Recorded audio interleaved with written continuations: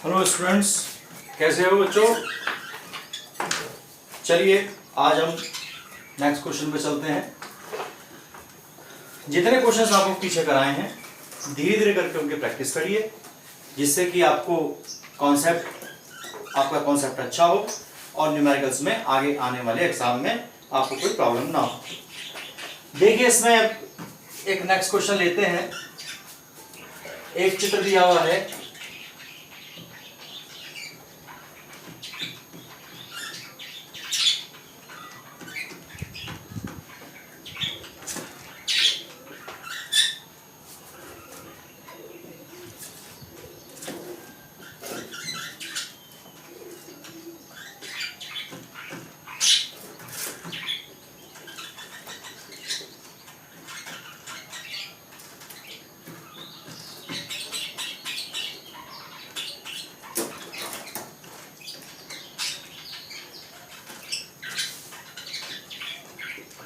हर एक की धारिता सीधी रखी है।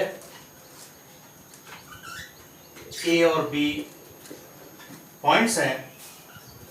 आपको इसमें ए और बी के बीच में तुल्य धारिता ज्ञात करनी है।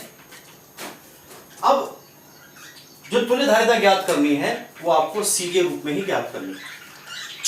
अब ये दे रखा है अनंत तक। अब हमारे पास कोई सीधा ऐसा फॉर्मूला नहीं है कि हम इसके लिए इस्तेमाल कर लें, लेकिन हम थोड़ा सा क्या सोच के चलेंगे। लिखते हैं, माना दिए गए क्रम की तुल्य धारिता सी डैश है। जितना भी क्रम दिया गया है उसकी पूरी की तुल्य धारिता हमने सी डैश मानी है। क्रम देखिए क्या है, लास्ट में देखिए अनंत तक जा रहा है। 1 2 3 1 2 3 1 2 3। तो हम क्या मान के चलते हैं कि जो हमारे ये उसी तरीके से हो गया जैसे समुद्र में से एक लोटा पानी निकाल लो या एक लोटा पानी गिर दो, समुद्री कैपेसिटी पर कोई फर्क नहीं पड़ने का। तो हम क्या करते हैं कि इसको सॉल्व करने के लिए हम यहां तक के हिस्से की जगह हम एक धारिता का इस्तेमाल करेंगे। क्योंकि एक हिस्सा हमने निकाल दिया तो भी कोई फर्क नहीं पड़ना, एक हिस्सा जोड़ लो तो भी कोई फर्क नहीं पड़ना, क्योंकि ये क्रम अनंत तक जा रहा है। इसलिए इसकी जो धारिता होगी इस आगे तक की, ये धारिता हम मान के चलते हैं आपका सी डैश। तो इससे जो नया चित्र हमारा आएगा वो क्या आएगा, 1 2 3 ए और बी पॉइंट हमारे हैं ही, यहां तक का हिस्सा माना है और ये 1 और 2 लाइनें हैं, इनके बीच में हमने एक धारिता जोड़ दी जिसका नाम हमने सी डैश दिया, क्योंकि सी डैश हमने मान के चले हर एक की धारिता सी हो गई। अब इसमें क्रम पहचानने की आवश्यकता है, क्योंकि यहां से चले, यहां से 2 शाखाएं, एक इधर, दोनों समांतर क्रम में हैं। तो क्या लिखेंगे, नाम दे सकते हैं आप इसे C1 C2 C3 then C4। क्या करते हैं, C2 व C4 समांतर क्रम में। जो समांतर क्रम में होगा तो हम क्या करेंगे, C डबल डैश, क्योंकि इन दोनों से मिलकर के नई धारिता आएगी। लिखेंगे C2 प्लस C4, C2 की वैल्यू C है, इसकी वैल्यू C डैश है। अब इससे जो नया चित्र जो फॉर्म हुआ वो कुछ इस तरीके का हुआ। ये C हो गया, इन दोनों को मिलाकर के एक नया बनाया C डबल डैश का, B पॉइंट C, बल्कि C1 कहो, इसको आप C3 कहो, वो आपको वैल्यूज यहां दे रखी है। अब देखिए तीनों के तीनों किस क्रम में है, श्रेणी क्रम के अंदर है। तो हम क्या लिखेंगे, C1 C डबल डैश व C3 श्रेणी क्रम में। अब चूंकि इनको मिलाकर के धारिता कितनी आएगी, एक धारिता बनेगी और उसकी वैल्यू हमने क्या ले रखी है, सी डैश। चूंकि एक निकालो या एक जोड़ो कोई फर्क नहीं पड़ने का, इसलिए हमें टोटल की धारिता सी डैश हमने लेके चले हैं। तो क्या लेंगे, 1/c डैश बराबर 1/c 1 plus 1/c double dash 1/c3 रखिए value. One upon C dash बराबर one upon C, one upon कितना आएगा C plus C dash plus one upon C. इसको क्या लिखेंगे, इसको इधर ट्रांसफर करिए, one upon C dash is equal to two upon C plus one upon C plus C dash. अब इसमें आपको क्या करना पड़ेगा, इसमें आपको लघुत्तम लेके चलना पड़ेगा। अब लघुत्तम में हमें क्या करनी है, हमें सी डैश की वैल्यू एक्चुअल हमें ज्ञात करनी है, तो इसको साइड से मिटा देते हैं, फिर आगे चलते हैं।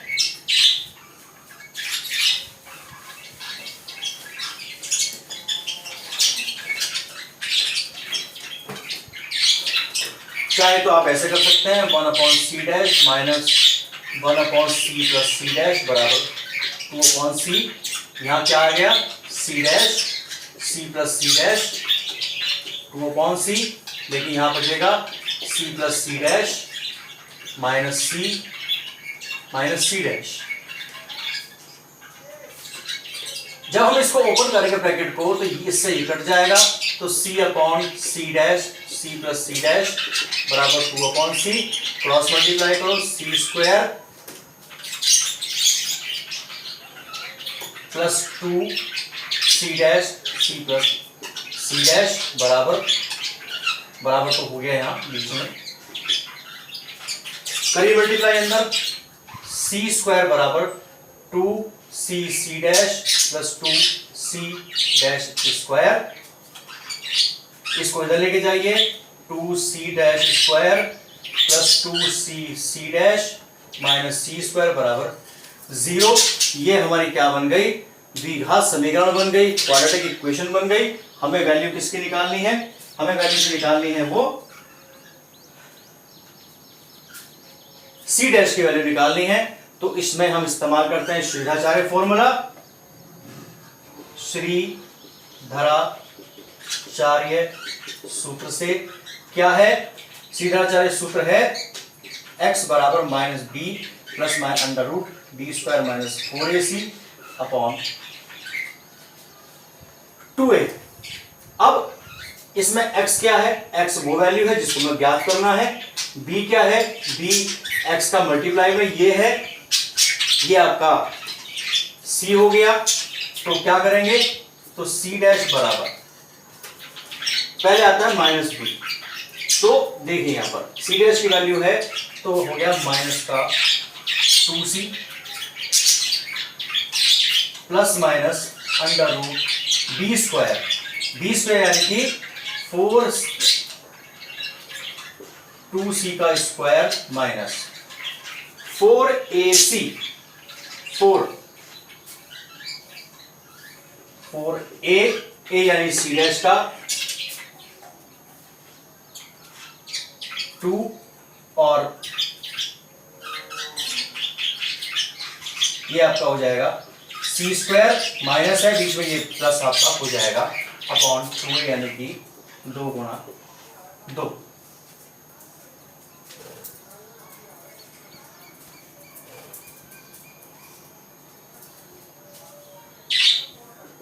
Minus 2c plus under root 4c square 8c square upon 4।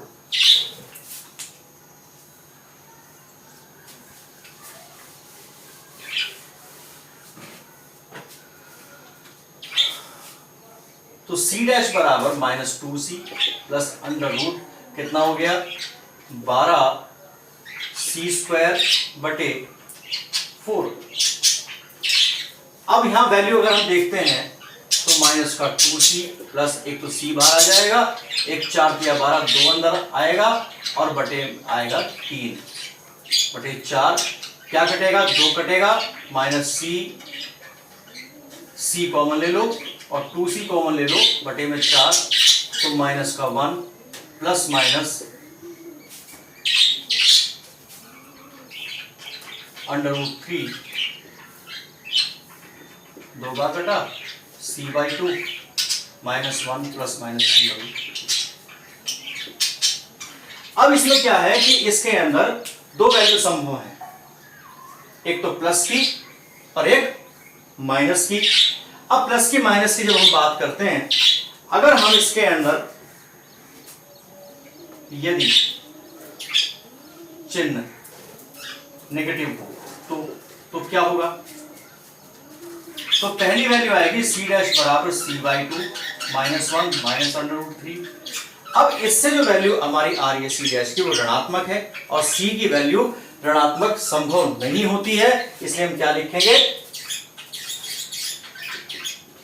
धारिता नेगेटिव नहीं होती, अतः यह मान असंभव है।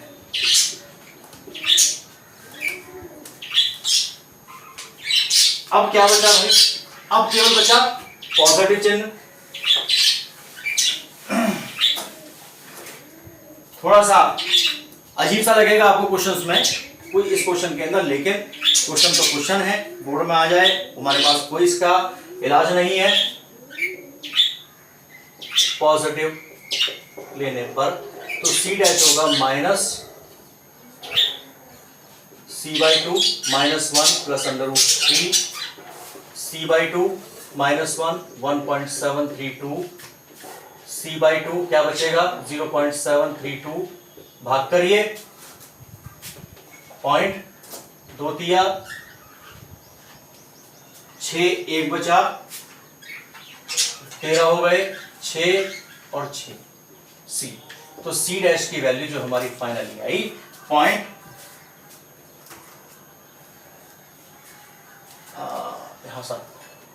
366 सी के बराबर आई। इस तरीके से हमारा पहला क्वेश्चन ये कंप्लीट होता है।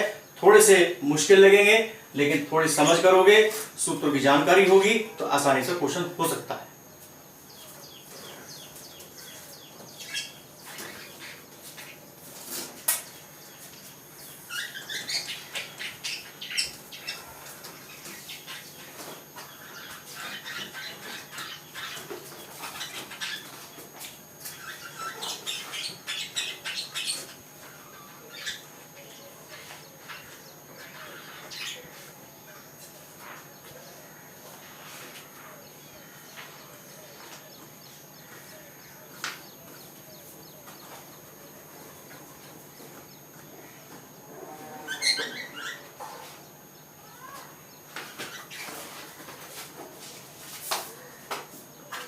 चलिए अब नेक्स्ट क्वेश्चन पे चलते हैं।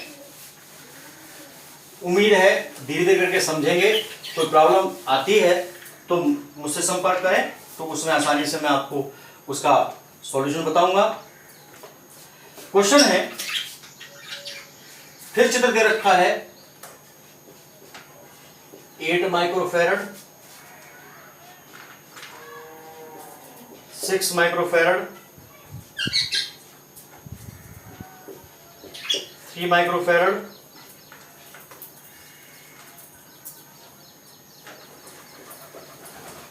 2 माइक्रोफैरड,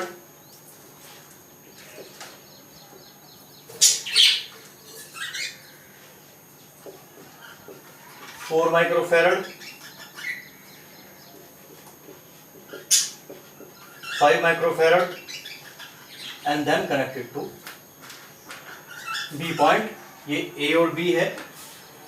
इसमें हमें भी धारिता निकालनी है। धारिता किस तरीके से निकालेंगे? सबसे पहली बात आपको ये बात इसके अंदर ध्यान रखनी चाहिए कि किस तरीके से करना है, श्रेणी समांतर कैसे पहचानना है। तो पहले देखिए C1, C2, C3, C4, C5, C6। इन क्वेश्चन को सॉल्व करने के लिए सबसे पहले आपको नामकरण करना है। उसके बाद देखिए, अब हम यहां से चलते हैं, C1 से चलते हैं। यहां पर आए, 2 ब्रांच दिखाई दी, एक नीचे की तरफ, एक इस तरफ, तो ये दोनों समांतर में हो गए। उसके बाद अगर हम यहां से चले, ये और ये, इन दोनों को, इस बॉक्स के अंदर केवल 2 ब्रांचेस हैं। दोनों ब्रांचेस के अंदर C3, C4 समांतर क्रम में होंगे। तो इसका मतलब है ये इसके समांतर, ये इसके समांतर। तो हम क्या कह सकते हैं? C2, C3, C4 समांतर क्रम में होंगे। देन अगर आप यहां से देखें, इस बी पॉइंट में, इस बॉक्स में C5 और C6 ये दोनों समांतर में क्योंकि इस बॉक्स में है। पहले लेके चलते हैं, देखिए C2 C3 व C4 समांतर में होंगे तो C डैश कह दिया, C2 plus C3 plus C4 कितने का हो गया 6 प्लस 3 प्लस 2 9 तो 11 माइक्रोफैरड C डैश का हमारा आ गया। यानी हमने इसको मिलाने के बाद में हमने C डैश का बनाया। ये दोनों समांतर क्रम में, क्योंकि इस पॉइंट में यहां से मिला दो तो ये हमारा सीधा समांतर क्रम में आ जाएगा। C5 व C6 समांतर में वो C डबल डैश हो गया C5 प्लस C6, C5 5 का हो गया, ये आपका 4 का हो गया, 9 माइक्रोफैरड का हो गया C डबल डैश। तो इनको मिलाने के बाद हमारा बना C डबल डैश। फाइनल ये जो चित्र हमारा बनेगा ए पॉइंट C1 हो गया। इन दोनों को इस लाइन पे इन तीनों को मिलाने के बाद एक बना, ये हो गया C डैश का। इस पॉइंट को यहां से मिलाया तो इसके बाद B पॉइंट के बीच में बना, ये आपका C डबल डैश का हो गया, ये B पॉइंट हो गया। अब तीनों के तीनों किसमें हो गए, एक ही लाइन के अंदर हो गए। तो हम क्या लिख सकते हैं C1 C डैश व C डबल डैश श्रेणी में। तो 1/C is equal to 1/C1 1/C dash 1/C double dash. रखिए मान, C1 का मान है 1/8, C डैश का मान है 11, इसका मान है 9।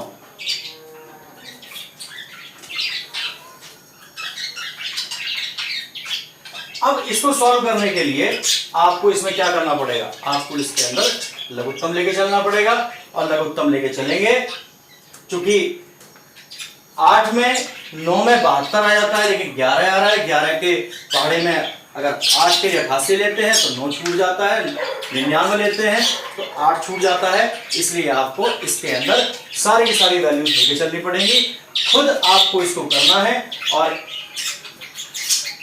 1/C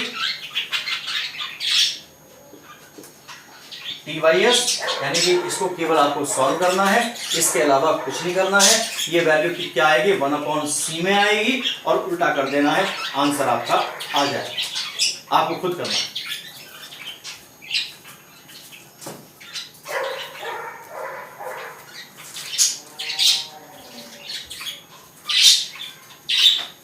कैलकुलेशन है, कैलकुलेशन देखिए आपकी अपनी होती है, और कैलकुलेशन जब तक आप नहीं करेंगे क्वेश्चंस को सॉल्व करना बड़ा मुश्किल काम होता है।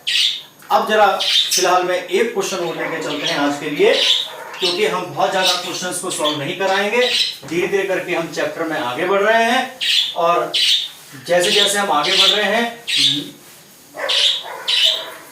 प्रॉब्लम का जो लेवल है वो भी थोड़ा सा बढ़ रहा है, क्योंकि आप लोगों की बुद्धि का विकास होता है लगातार एज बढ़ने के साथ साथ, तो इसलिए क्वेश्चन की लेवल भी बढ़ती है। क्वेश्चन देखिए, क्वेश्चन कहता है, क्वेश्चन मैं लिखा रहा हूं, आप लोग सुनिए और ध्यान से लिखिए। धातु के दो गोलों की त्रिज्याएं 18 सेंटीमीटर तथा 27 सेंटीमीटर हैं। प्रत्येक को 75 माइक्रोकूलम आवेश दिया गया है। चालक द्वारा दोनों गोलों को जोड़ने पर उभयनिष्ठ विभव का मान ज्ञात करना है। एक की त्रिज्या दे रखी है R1 18 सेंटीमीटर, दूसरी दे रखी है 27 सेंटीमीटर।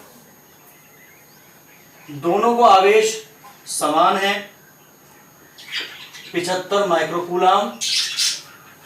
तो आप जब दोनों गोलों को ऐसे मान के चलिए, दो गोले R1 त्रिज्या का R2 त्रिज्या का किसी चालक तार द्वारा हमने इसको जोड़ दिया।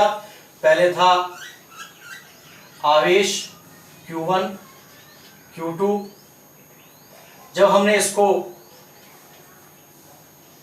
दोनों को जोड़ दिया, R1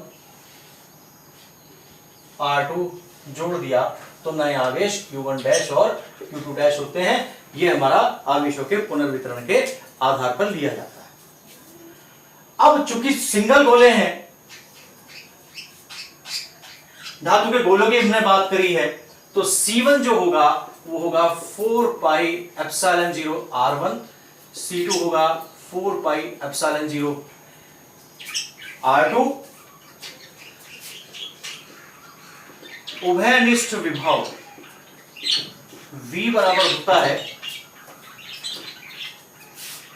कुल आवेश बटे कुल धारिता Q1 plus Q2 upon C1 plus C2। अब चूंकि इसमें 18 सेंटीमीटर दे रखा है, तो इसको आप चेंज कर सकते हैं 0.18 मीटर और 0.27 मीटर। इसको चेंज करिए, 75 - 6 कूलम में हम करेंगे। तो जब हम मान रखेंगे इसमें Q1 प्लस Q2, जब हम ये मान रखेंगे इसमें, तो 4 पाई एप्सिलॉन 0 कॉमन आएगा और बचेगा R1 प्लस R2। रखिए, दो बार है 75 150 गुणा 10⁻⁻6 डिवाइडेड बाय 4 पाई एप्सिलॉन 0। दोनों त्रिज्याएं हैं, दोनों त्रिज्याओं को रखेंगे एक साथ, जोड़ करके रखेंगे। ये आपका हो जाता है 45, तो 0.45। अब आगे देखिए कि 1/4 पाई एप्सिलॉन 0 की वैल्यू जो होती है वो 9 गुणा 10⁻9 होती है। ये है 1/4 पाई एप्सिलॉन 0, 150 10⁻⁻6 अपॉन 0.45। दो अंकों से दशमलव भाग कर लेते हैं। 15 से काटते हैं, 15 × 45, 15 धाम ये, और 3 × 9। कितना बचा? देखिए 3 तो 1 बचा। ये पावर की बात हम करते हैं। 9 10 11 12 होगी पॉजिटिव की, 6 है नेगेटिव की, 12 में 6 गए, 6 बचे। तो ये हमारा इतने वोल्ट का विभव, हमारा उभयनिष्ठ विभव हमारा आया। इस तरीके से हमने तीसरा क्वेश्चन सॉल्व किया। धीरे धीरे करके लेवल ऑफ प्रॉब्लम बढ़ती जाएगी। प्रॉब्लम आपको भी सॉल्व करनी है, हमें भी सॉल्व करनी है। अच्छी तरह करिए, कोई दिक्कत आती है कांटेक्ट करिए। अंडरस्टैंडिंग की बात है, क्वेश्चंस आपको करने हैं, बोर्ड एग्जाम आपको देने हैं, तो इसलिए आप लोग क्वेश्चंस को 2-2 3-3 क्वेश्चन में डाल रहा हूँ लगातार। तो इतने ज़्यादा क्वेश्चंस नहीं है, आराम से किए जा सकते हैं। प्रॉब्लम कहीं आती है तो आप हमसे सॉल्व करिए। और अगर आपको बात समझ में आई हो, वीडियो अच्छी लगी हो, तो वीडियो को लाइक करें, शेयर करें और सब्सक्राइब करें चैनल को। Thank you for watching.